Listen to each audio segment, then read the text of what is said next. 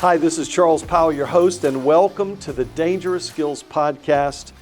And today we're interviewing America's Sheriff, David Clarke. It is a great pleasure to have you with us today, sir.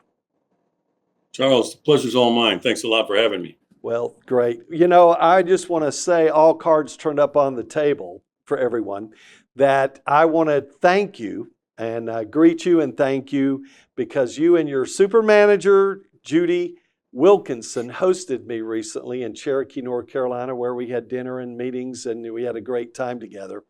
And I got to be there with you as you spoke to the North Carolina School Resource Officers Convention.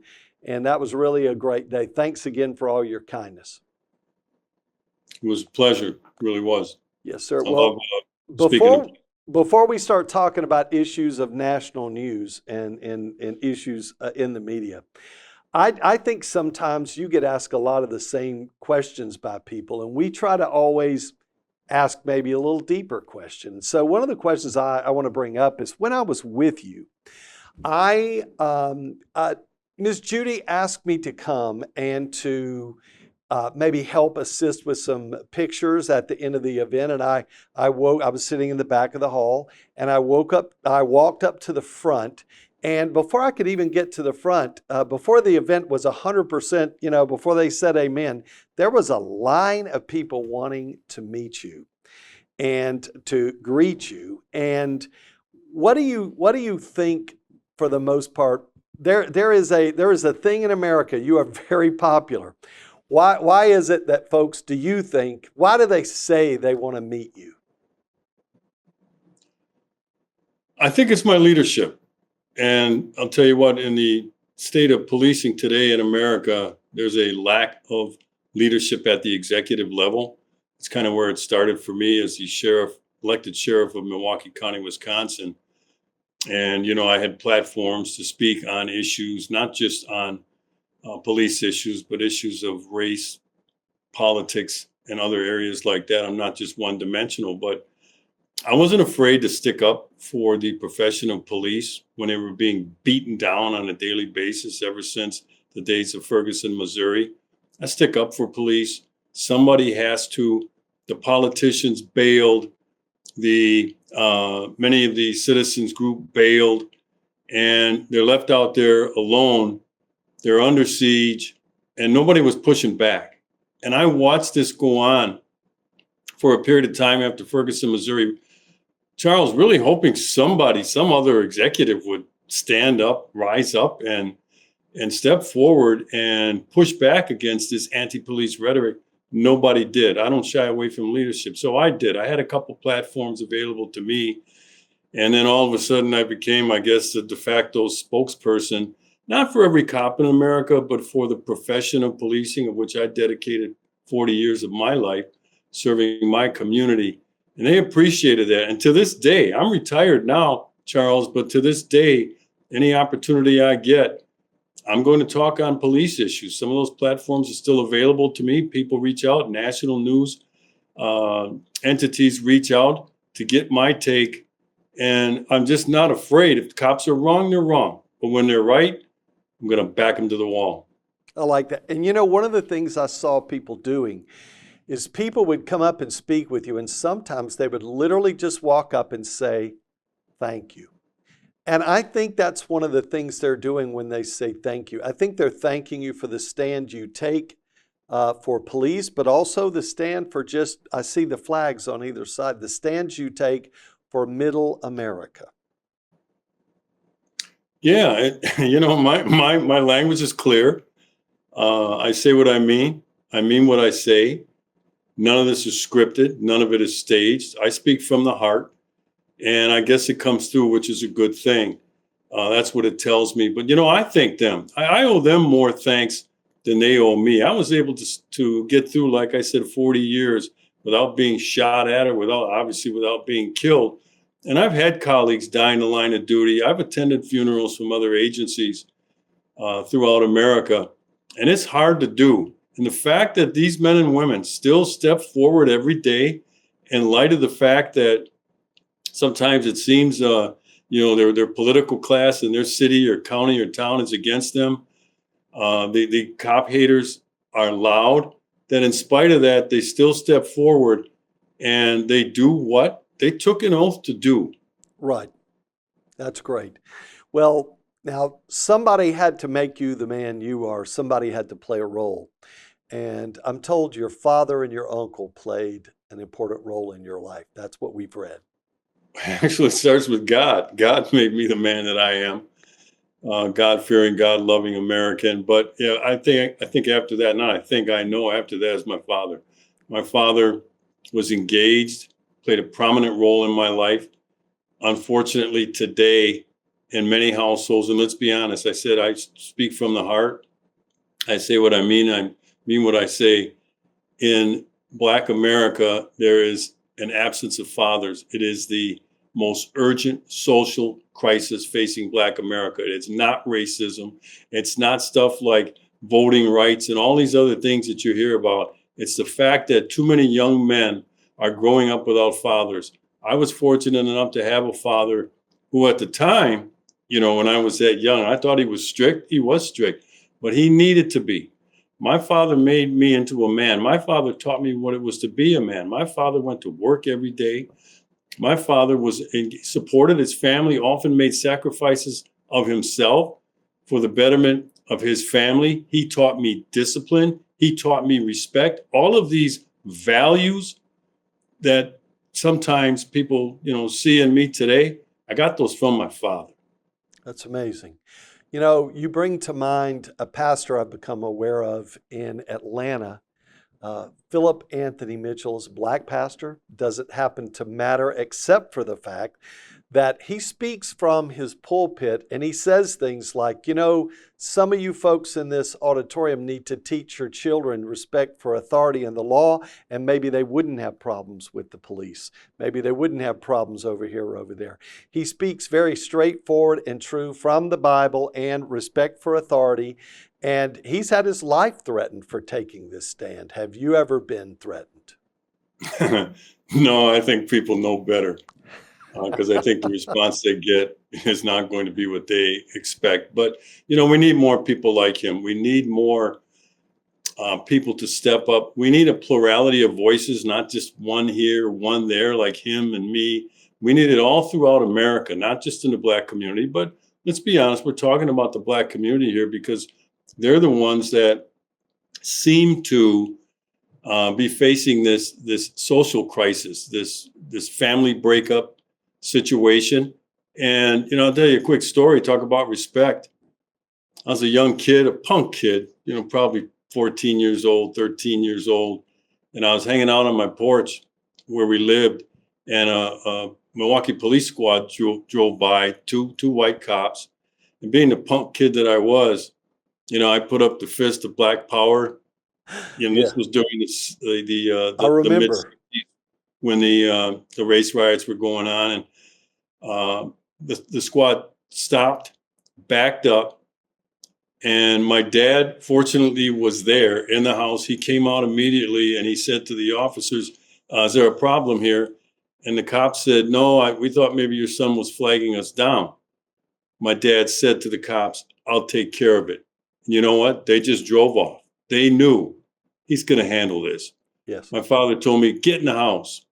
Got in the house. I knew I was in big trouble. And he applied the right sort of discipline, a teaching moment. He said, "Don't you ever screw with the police." You know what? It was one of my early lessons in respect for authority. And that respect started with my dad. He demanded respect. He didn't ask for respect. He demanded it. And that his authority extended to the teachers at school, the neighbor down the street, the police, and anybody else, an adult who was in a position of authority, had the authority that my dad gave them by osmosis, I guess you could say. Yes. Yes. Well, I don't want to take too fast a turn, but I have to take a turn now here to the national news because I have to get your insights on important news matters of the day. And let's talk about the FBI. And I go straight at it. What is your level of trust for the current iteration of the FBI? let me give you some quick background. I'm a graduate of the FBI National Academy, and I'm also a graduate of the FBI's National Executive Institute, both in Quantico, Virginia. Spent 3 months at the FBI National Executive Institute, and like I said, the FBI NA. You know what? I had a lot of respect for the FBI. Being in law enforcement, worked side by side with them. We were involved with task forces involving the FBI.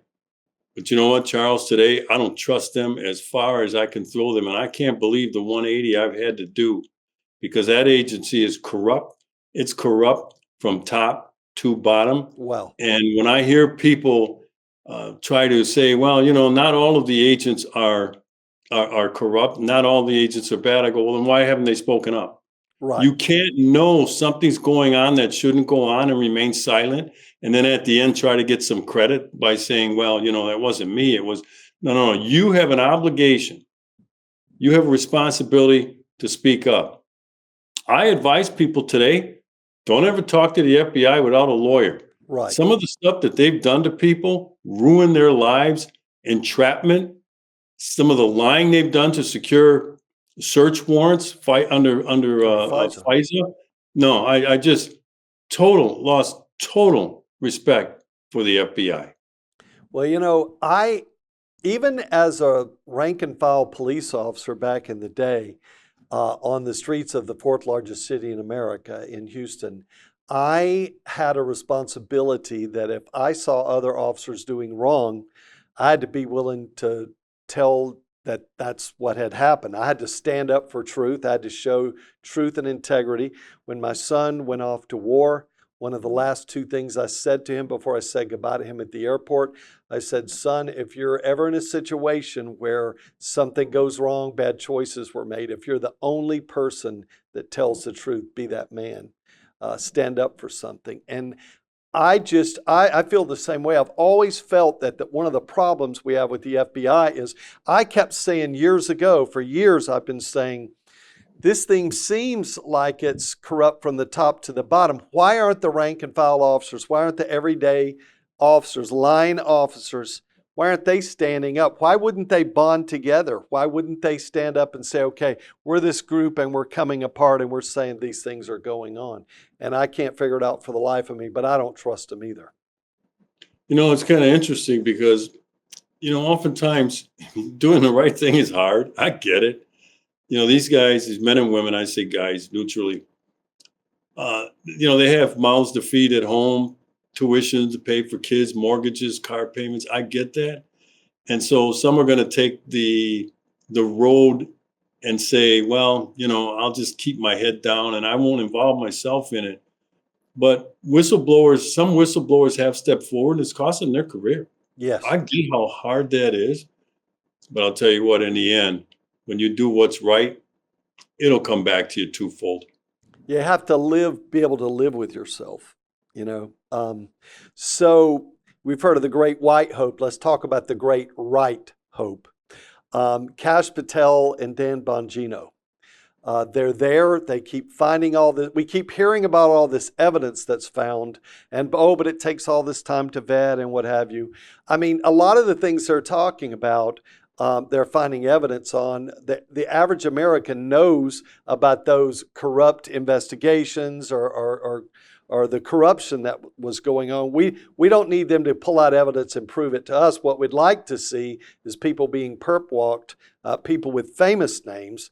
And I don't see any internal investigations. For all we're finding, I haven't seen any internal investigations going on. No previous leadership has been perp walked. Nothing's happening. And I think the American people are losing faith.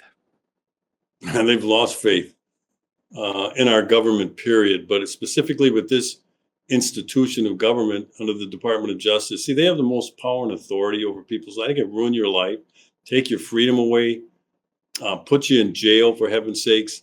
So with that massive amount of authority comes a responsibility. What I've seen go on thus far under Kash Patel, Dan Bongino, look, I understand this is a huge undertaking. I'm not going to be naive. I had to do a culture change within the Milwaukee County Sheriff's Office when I first took over. But you have to clear the decks, all right? And you have to do a number of things at one time. You can't say, well, we're working on this first. We're trying to look at past cases and figure out what went wrong. And no, you got to do everything all at once. I understand it's a huge job, but you wanted the job. You accepted it, Cash Patel. And so now we want to see change, not just in terms of people who are responsible for wrongdoing being held accountable, but get rid of these people within the organization. He should have cleared the decks of all the top-ranking Yes. people, because the agency could still function with the street-level agents, special agents, but he should have cleared the decks because they're all tainted. He should have started there, and I understand how culture change works. There's a model for it. Mm-hmm. You start at the top, and you clear the decks. And you know what else that does, Charles? It sends a signal to the rest of the organization. You might be next. There's a new day. There's a new sheriff in town, so to speak. And this is what's going to happen to you. We're going to do this quickly. We're going to change this culture. And, some of the stuff, the line, Charles, I've been on this thing for a long time, probably since 9/11, when we did this Patriot Act, and it turned into the Section 203, I think it is, of the Patriot Act, which gave the federal government the authority to spy on foreign nationals without a search warrant. Foreign nationals. Do you know these agents have been using that authority to spy on Americans, for heaven's sakes? Yes. You know how I know this? People want to say, where's the proof, Clarke? The Inspector General of the United States has time and time and time again found violations of Americans' civil rights, of their privacy protections, from agents who were spying on them for who knows what reason.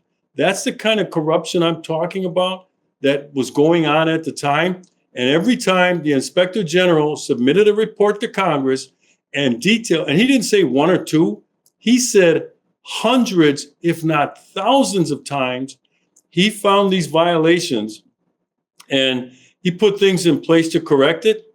You know what? Next IG's report, same thing was going on. And he even said, I brought this up last time and nothing's changed. And that's why I said the culture's rotten. And anybody who was doing that, that's a felony violation, a violation of our constitutional rights. Those agents should be gone after. The FBI wrote it off. The top echelon wrote it off. Well, it was a mistake. Well, we'll send them for retraining. Retraining? Are you kidding me? These people don't know the Constitution.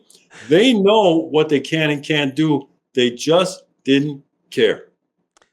Well, that brings to mind a question also of faith, not necessarily on my list. The Attorney General, Pam Bondi, there seems to be, not much moving there. There seems to be not much action. And for all there, you can even see in the public, there's almost like a game of tennis going on between the Attorney General's office and the FBI, in which the FBI is trying to send faith to the American people. Hey, we sent this evidence over to the Attorney General's office, and we've seen basically nothing come out of there.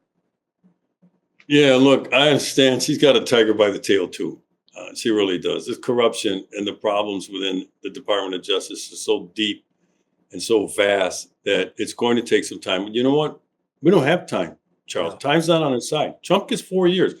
Half of the first half of the first year is already gone that quickly. So I'm beginning to wonder if she's in over her head. Right. When she came in, I was willing to. I've met her before when she was the Florida Attorney General. I was brought in to speak to a State Gang Association conference, and I was pulling for her. I really was. Well, look at this. She sent a letter over to the U.S. Attorney's Office, the Southern District of New York, and said, I want all the files on Epstein, all of them. She found out later that they didn't send all of them. They held some back and hid some from her that she found out later. What happened to those people? Oh, yeah. Not a thing that I've heard. And all she needs is one scalp. Yes. She just needs one high-ranking person indicted doing the perp walk in shackles and handcuffed, out of their homes or their office. She just needs one. You know what? That'll send a huge signal to the American people that things are about to change. But as long as she's hemming and hawing, well, it takes time. We don't have time on our side. If a new administration comes in, they're going to shut all this stuff down. Right. And even if, trust me, Charles, on this, if the Dems win the House in 2026, all you're going to hear about from a Democrat-led House, impeachment hearings. That's all you're going to hear. They're going to shut everything else down, defund some of these investigations. So that's what I mean when I say they don't have time on their side. Right, right. I'm going to turn so I can make sure I can read this correctly off the prompter. I want to get it right. Dan Bongino made a social media post on X recently in which he confessed to being shocked to the core by what he has seen during investigations in which he's been a part. He also stated, "This is no way to run a republic." Now, what is your takeaway from these somewhat cryptic statements? And I believe Dan's trying to let us know, hey, I'm not one of them. He had his chance. He blew it. When he went along with that, there's nothing to see. We looked at the video. There's no client lists, on and so forth, and case closed. He blew it. Then we learned that he was upset that he went along with this line of rhetoric. Well, why did he do that? He sold his soul. There was one of those moments where he should have stood up and said, look, I ain't about this. You guys do what you want. I'm resigning tomorrow. And he didn't. So now what I read out of this cryptic message is hyperbole. It sounds more like a title of a book or a theme of a book. Maybe he's already lining himself up for a book deal. And look, I don't have anything against Dan Bongino, but he went in there and he had a chance. You don't get many chances. And when he went along with that line and there was nothing to see here, and he knew it was wrong, because later on we found out he was upset about it. Well, he should have said something then. So now he comes out with this cryptic message. First of all, come on, Charles. Shocked to the core. I've been around a lot of stuff in my lifetime in policing, 40 years. Nothing shocks me. Nothing that I'm hearing about coming out of these records and memos from, that Tulsi Gabbard's declassified. I'm not shocked by any of this crap. This is the kind of stuff that has been going on for a very long time that we, the American people, knew was going on. And all was met with was, where's the proof? Where's the proof? Well, now we have the proof. That's why I said I'm not shocked with any of this. And he drew his line in the sand when he tried to take out Bondi. When he said it's me or Bondi, you got to be real careful with that. When you make a move like that, that old saying, if you're going to take out the king, you better make sure you kill him. Yeah. He shouldn't have drawn a line. Don't do that to the president. Don't do that. Me or her. You don't do that sort of thing. So I think he's looking at getting out of there. He's on his way out, and he's setting himself up for what he might do after, including writing a book. And he's teased us with this, shock to the core. Nothing shocks me that goes on in government, Charles. Nothing. Well, you mentioned D&I, Tulsi Gabbard, and her investigation. And I want to use a Hillary Clinton line into this vast left-wing conspiracy, which it truly was. And the Russia hoax, their attempt to undermine the first Trump administration. Why is it that these things come up? And before President Trump was even in office in his first administration, in November, Democrats were already using the word, impeachment before he even took office. And now Republicans have all this smoking gun evidence of a Chicago-style approach to politics and a great conspiracy, and I don't have much faith that they're going to do anything with it. Why don't the Republicans ever prosecute? You know why you don't have any faith? The same reason I don't have any faith, because it never happens. Seeing is believing. That old saying, we got to see it this time. And the Republicans, I think the reason why they kind of like shuffling their feet and slow walking this stuff too, they're getting ready to go on a summer recess and they haven't appointed a U.S. attorney the U.S. attorneys that Trump needs, that's a different story. However, they're all part of the political class. It's the uniparty. And they all know, that could be me one day that they come after. So I'll just kind of keep my head down. That's the culture that has infected Washington, D.C. and our federal government. There's just not much leadership. There's a lot of showmanship. You got a lot of saber rattling by some of these people, but you don't see any real action. Why? Is because they're a protected class. Let's be honest. They are a protected class. So I brought up Chicago politics as usual. Do you think the evidence shows, the evidence we've seen so far, do you think it reveals that the crime was treason or just Chicago politics as usual? Oh, wow. I'm careful about using the word treasonous, and the reason I am is because I don't think we've charged anybody with treason in over 200 years. Right. And I don't think that we're about to start that now. Yeah. There's other corruption statutes that would force people to do a long prison sentence for. Yes. And so, yeah, the treason, sometimes that word is, I don't know. I don't want to say hyperbolic, but it's, what do they call it? Something skies falling rhetoric. Yes. It could be, but I don't see anybody being charged with treason on it. We can't even get them charged with a simple obstruction, for heaven's sakes. And Right. how we're talking about treason, we may want to. I'm not saying I'm against that. I'm just a little careful because, like I said, it's been over 200 years, probably more, that somebody was charged with treason in the United States. And that's punishable by death. Do you Yes. really think if we charged Barack Obama and that's the only thing that would make him escape or not cover him for immunity is treason, but it's punishable by death? Do you think this federal government, this Trump administration, and this Bondi DOJ, Department of Justice, is going to try to charge the first black president with treason, convict him, and put him to death? Not likely. Let's be honest. I don't think so. Absolutely. Well, I had to ask the question.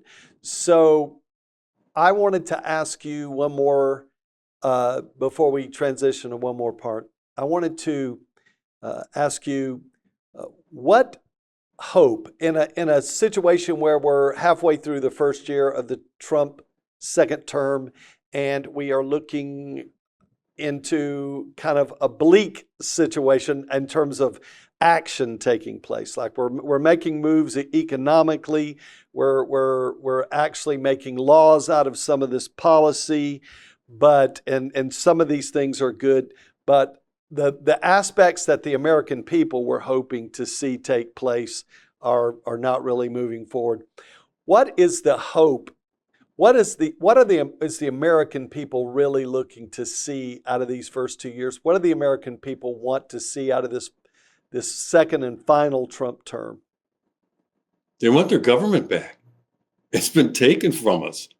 And, it's so deep, the deep state, the tentacles are so deep and so vast. It's going to take some time, but like I said, if you could quickly hold a couple people accountable, that would give me hope. You asked, what hope do you have? But short of that, I'm tired of the rhetoric. I'm tired of the, every day a new report, a memo is discovered, this, that. That's all good stuff. There's enough right now to indict. When you indict somebody, you don't need proof beyond a reasonable doubt. You don't need proof to convict. That's the trial portion of justice. To indict, you just need to have enough to prove that a crime may have been committed. May have been. And then you go through the trial. Now you're going to have to produce volumes of evidence and testimony and so on. You don't need that for an indictment. That's why I said Pam Bondi needs to quickly convene a grand jury and get an indictment. She should be able to get an indictment on what's available right now in 30 days. Should have been done. So do you think the deep state might at some point feed a couple of members to the beast, as it were, Do you think that maybe people like Strzok or Page, the FBI lovers, might be indicted? That's not going to be enough. That's not high up enough on the food chain to satisfy the wolves at the door, and the wolves would be us. We're chewing through the door, and they think they're going to throw us a couple of low-level people, and maybe they were high-ranking in the FBI, but they're low-level on the food chain here. That's not going to do it. I wouldn't go anywhere, I wouldn't go any lower than former CIA director, director of national intelligence. We're talking about Clapper. We're talking about, who's the other guy? Brennan and Comey. Brennan, Comey. I would start there, maybe then move up to people like Hillary Clinton and others who were involved. But no, that Page and that other clown that she was involved with, that's not going to be enough. That is very fair appraisal of the situation. Well, I want to thank you for being with me. It's wonderful for you to be here. And I also want to thank you for being a part of my Sheriff series that will be following this soon. And thank you so much, sir. Charles, it's my pleasure. God bless you. Hi, this is Charles Powell, and my first book in the Dangerous Skills book series is entitled Fearing What the Night Brings.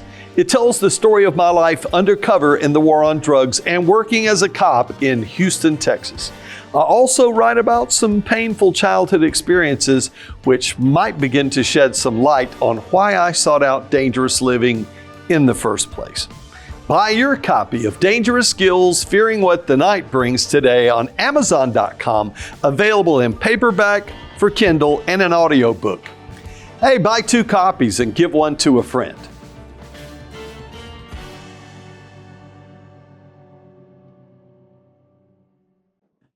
Sheriff Clarke, just to finish up here, going back to kind of where we started at the beginning of our podcast, how important is it to have voices like yours from outside the beltways of LA, Washington, from outside the beltways of places like New York City, to represent the voices of the average American? Because I think that's one of the reasons why you're so popular. How important is it to have people outside of those places to be voices for the people? Well, first of all, I like to see it as more as respected than popular. I know what you mean, and I don't deny that, but I think it's a sign of respect that people have for my leadership. But I'm at ground level, Charles. I'm with people. I rub elbows with people. You saw me at the event in North Carolina. I'm with the cops. I talk to the cops. I spend time with the cops. I spend time, when I was the sheriff of Milwaukee County, with everyday middle-class America, the flyover country, which the coast before was as. And we have a different level. We have a different view than that bubble of Washington, D.C. bubble, they call it. It's an echo chamber out there. They're all patting each other on the back. They claim to be working for the American people when they're really working for special interests and for themselves. So I think the more voices we can have outside of D.C., and that's really what President Trump represented, which I think really led to his win the first time and the second. He didn't grow up as an adult working in Washington, D.C., for heaven's sakes. He came from outside that bubble. And so I think that's what attracted people to him. They said, hey, an outside, someone who gets us. That's what they say about me. He understands us. He talks to us with respect. He understands when we say, here's what's bothering us and here what the problems are. He gets it. It's not just political speak coming from me. So the more, I think, elected people from outside that beltway, I think they should move some of those offices outside of D.C.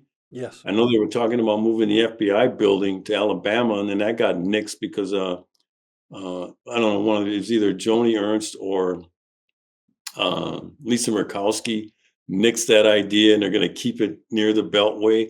I think the Department of Agriculture should be in Iowa or Nebraska, where the agriculture is actually grown. Right. So I think moving some of those institutions outside there would help. because that would put them at ground level. That would put them where people can reach them, where people can touch them. You don't have to fly to Washington, D.C. To see your congressperson. So I think some of those things would help. But again, you're going to throw some more on President Trump's plate. He's got enough to handle now. But this is some of the things that his staff or the Republican Party could do. But there's no there's no motivation for them to do this. They like that bubble. They do. One last question begins with a statement from me and then your response. I believe that there are a lot of people in Washington that think what the American people want is revenge. But my statement is the American people don't want revenge. What they want is a reckoning. And they want a reckoning going all the way back to the Clinton administration, the Obama administration, for me, the Bush administration, because to me, there's never been hardly ever a worse president, in my opinion, than President Bush. And my son's injuries on the battlefield with very poor equipment speak to that, but I don't want to get sidelined. I believe that the American people want a reckoning. They want to see that that the great and the famous and the wealthy have to pay the same price they would for their crimes. The American people don't want revenge. They want a reckoning. Your response, sir? That's precisely what we want, a reckoning. People mainly on the other side, the left, the deep state, they want to use terms like revenge. They're just looking for revenge. And now they're claiming lawfare and that the government's being weaponized against them. Look, the American people aren't stupid, Charles. We're not stupid. And we can see what's going on. We can see what went on. And you're right. We want a reckoning. And you know why we want a reckoning? So otherwise, it'll happen again and nothing will change. That is the truth. And that is the best possible final word we could have today. America's Sheriff, David Clarke, thank you so much for being with us on the Dangerous Skills Podcast. Charles, my pleasure.